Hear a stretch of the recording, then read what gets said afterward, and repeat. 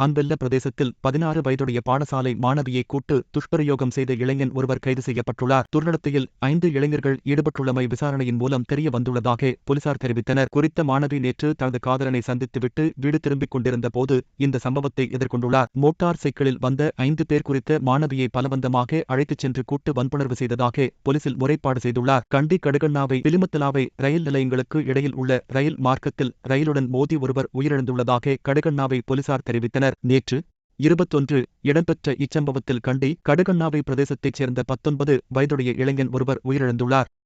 பாணந்துறை கடலில் நீராடிக் கொண்டிருந்த 10 பேரின் உடலில் ஜெல்லிமீன் பட்டதால் வைத்தியசாலையில் அனுமதிக்கப்பட்டுள்ளதாக தெரிவிக்கப்பட்டுள்ளது. ஜெல்லிமீன் பட்டதால் தோல் ஒவ்வாமை காரணமாக வைத்தியசாலையில் அனுமதிக்கப்பட்டுள்ளதாக போலீசார் தெரிவித்துள்ளனர்.